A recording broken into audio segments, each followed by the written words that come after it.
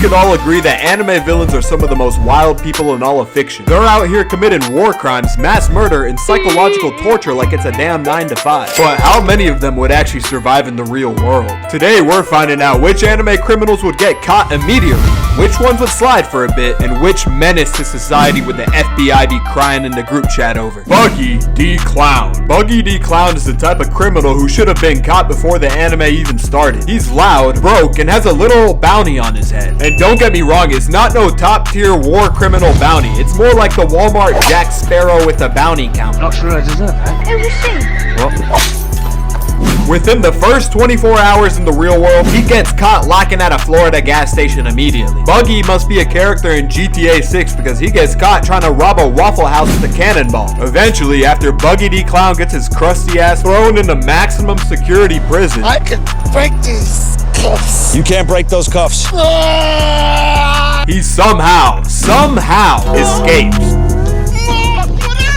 And not through stealth, and not through power, but because the guards mistook him for a birthday party clown they hired for the warden's kid. So next thing you know, Buggy hijacks a submarine, crashes it into North Korea, and the people there somehow mistake him as a divine jester sent from the damn heavens. 3 days later, he's the supreme leader of North Korea. The intelligence agencies are still confused, and all we know is Buggy has nukes now, but now they're named the Bara Bara bombs.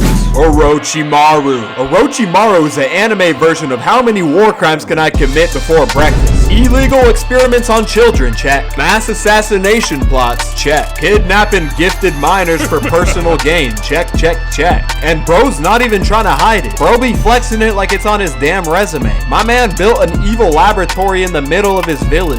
Put this man in real life and he's getting tackled by SWAT before he even finishes his evil monologue.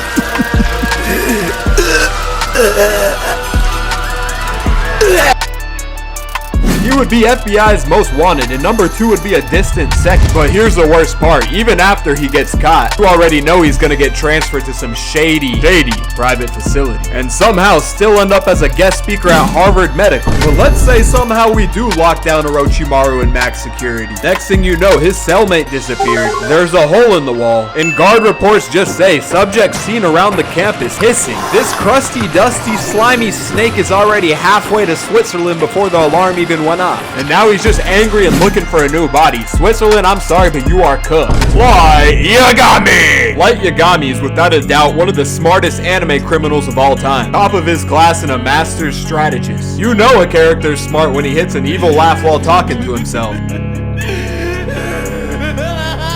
Dude was erasing people with nothing but a pen and a smile. Realistically, he'd be the hardest anime criminal to catch in real life. He's got burner phones and a clean ass schedule. And the ultimate disguise, being the smartest high schooler in all of Japan. Nobody's gonna suspect that nerd. I know I wouldn't. And with that god complex, you almost start to believe he deserves a W. Confidence really does go a long way. And if you want to try it, you could confidently subscribe right now.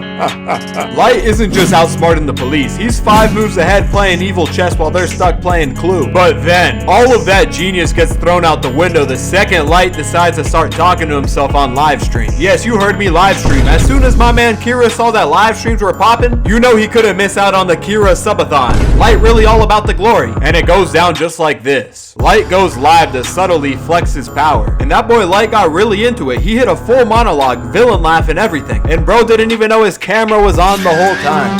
The world finally belongs to Kira! Open up, Kira! Caught by the one thing no genius can resist. Pulling the snow bunnies with clout. Don't hate the player, hate the game. Frieza! Oh boy, Frieza isn't just a criminal. He's the father of anime war crimes. Before Frieza, the most devious anime villains we were dealing with were the witches from the Disney princess movies. Genocide, check. Slavery, check. Planetary destruction, check. Bro treats planets like sorority girls treat Ubers after a night out. Gets in, causes destruction, and gets out. So I invited Frieza over to my annual kickback and everything was going good. The boys were happy and the ladies were doing just right. Until dumbass Krillin decided and suggested we go to the zoo. All the Choctaws were going, yee, zoo! And the entire time I was just looking over at my boy Frieza in straight concern. So the boys head over to the zoo and everything's going great until we arrive at the monkey pit. That boy Frieza starts tweaking.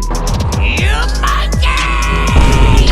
Yeah, we got destroyed, bro. We are cooked. We are cooked. R.I.P. What did you really expect? Freeze is a dictator with a LinkedIn profile that says Conqueror, Motivational Speaker, and Planet Destroyer. Team Rocket! Team Rocket has been committing petty crimes across the Pokemon world for 25 straight years, and somehow have never once succeeded. But I gotta be honest, I respect the hustle. You can't even really blame them when they were going against the best to ever do it. Ash, Plot Armor, Ketchum. Attempted robbery? Check. Vandalism? Check. Kidnapping literal children and electric rats? Check. They were out here strapped with guns and actual rocket launchers in OG Pokemon. How this was allowed to be aired on a kid's show, I don't know, but I'm glad it did. If this was real life, Jesse and James would be caught in under 12 minutes. They were just too overpowered, the creator had to nerf them. They're not allowed to do anything without hitting a synchronized musical first. Prepare for trouble and make it double. Like, bro, just rob the store, G. Yeah, officer, they pulled up in a hot air balloon, rapped their names, and tried to rob me with a talking cat. Team Rocket is the only criminal organization with unlimited attempts. At this point, the government's just keeping them around for population control. The bigger question is, how is Giovanni still funding this? Bro must have elite gym leader passive income. If this video gets 200 likes, we will do a part 2.